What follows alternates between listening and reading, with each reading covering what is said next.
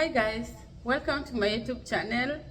Mtanivumilia kidogo, like I really don't know how to use these things. Like I'm new in YouTube, I'm trying to navigate through, trying to create videos that can help you apply for schools in the United States. And I've been receiving so many questions concerning ni pesa ngapi inatumika tukitaka kuja Marekani, inachukua muda gani shule kurespond to your application. And it's like this, inategemea na country yenye upo. Like I'm from Kenya and I used around 70,000 Kenyan shillings. That's like $500 for my school application.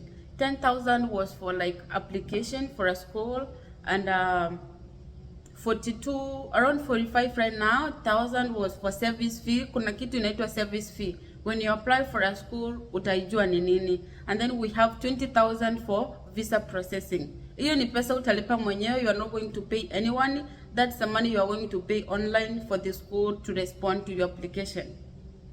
Now, concerning the wait times, inategemea na shule. Some schools take around 5 days, some schools take a month, some schools take a week to respond to your application. My school took around 3 days to respond to my application. That depends, you see.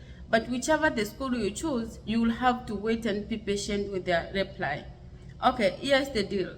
If you are applying for a school in Georgia or in Texas, Mississippi, whichever the state that you are applying for a school, I suggest that you apply for like 5 schools. Choose 5 schools and apply for them. That way, unaweza pata response from one of the schools that you would like, alafu then ndio uende. Because that's a question that you are going to find in embassy. They're going to ask you, how many schools that you apply to? Always say I applied for 1 school. They will see that you are not serious. When you are looking for a school, you have to choose like 5 schools. You have to choose like 3 or 4 schools. That's a hack that I have told you. You are not going to answer ukiulizwa na officer, how many schools that did you apply to? You are not going to say I applied for 1 school. No, I applied for 3 schools. One is in this and this and this. Concerning the state yenye uli apply. Waambie hiyo shule iko wapi, sema hizo shule zote, mention them, the schools that you applied. Hii ina boost your chances of getting a visa because wataona you are very serious with what you are doing. Another thing, wanaweza kuuliza pia, where is your school located? When you are applying for a school, make sure umejua about everything about that school. Jua hiyo shule iko how many miles away from where you are going to stay. Hii shule iko na nini na nini na nini, the nearby places. Just hizo ni hacks of getting a visa. Hizo ni vitu you are supposed to know so that when that question pops up, you know what you are going to answer. Because the moment umeanza kustama kidogo, you are done. Kwa sababu unachanganyikiwa, and that maybe man, that woman will be looking at you like this. They know how to keep their eye contact. I think Americans wanafikiria unawadanganya if you don't look at them. Ukiongea ukisita, you are not maybe maintaining the eye contact, they wana feel ni kama unawadanganya. So make sure that when you are doing your interview, you are keeping your eye contact. When you are answering the questions, make sure you're keeping your eye contact. No jibu maswali bila kusita. How do you do this? You only do this after maybe a thorough preparation. You have to go through preparation, prepare well about your interview. Jua hii shule iko wapi, hii shule na offer nini, why am I doing this course, what motivated me to do this course. Those are the kind of questions that they are going to ask you. Lazima wakuulize, why did you choose that course? Lazima ukuwe na good explanation why I chose that course. Lazima wakuulize. There are so many schools in Texas, there are so many schools in Georgia, whichever the state that you are going, they are going to ask you, why did you choose this school in this state? Have a good explanation about that. I think I'm going to do another video on how you can answer your questions, and then it's really simple. It's just practice. See, sasa you apply for a school alafu unakaa unangojea tu kwenda interview, you fail. If you apply for a school 3 months before your interview, and online, just Google kind of questions. If that's what I used to do, nilikuwa nafanya hivyo. I used to go to Google na Google the kind of questions that I would expect in embassy concerning F1 student visa. Na napata the kind of questions, I went through them, and I can promise you all the questions that I was going through them, they asked me. And I was able to answer because I was prepared. You go there unprepared, you're going to feel disappointed. because they are going to ask you questions hadi ukasirike. Yes, you have to be very careful. Concerning the tuition fee, the tuition fee you really have to not worry about it, because ukifika huku kuna option ya monthly installments. For example, if you are paying your tuition fee like 5,000 per semester, you count how many months do we have in a semester? We have like 4 to 5 months. So if you are paying $5,000, okay, divide by maybe your 5 months, that's like $1,000.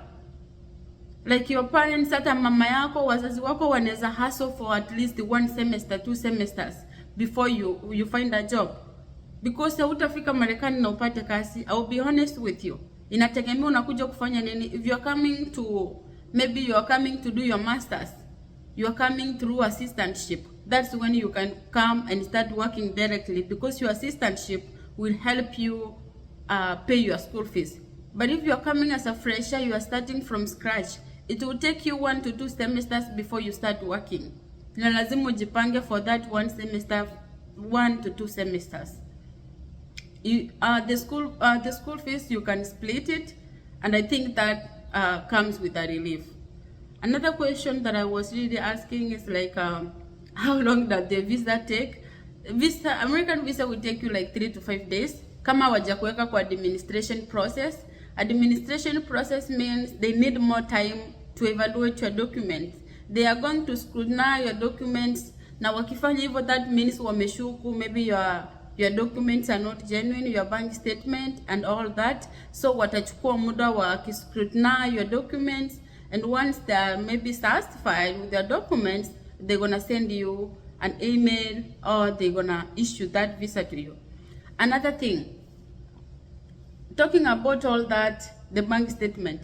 Make sure the bank statement that you get is genuine. I did a video about this and I'm repeating. Make sure the bank statement that you are going to use is genuine. Tumia bank statement yenye unajua mwenye anakupatia. Whoever is sponsoring you, make sure it's a genuine bank statement. Because if you are going to use a fake one, you get a ban. Our embassies, they don't entertain lies. Our entertain uongo. So whichever the documents you are going to use, make sure you use the original documents. Another person was asking me about changing a course. Let's say you are a teacher and we want to do nursing. This comes with a lot of questions. It's not like it's not possible. It's very possible to change courses.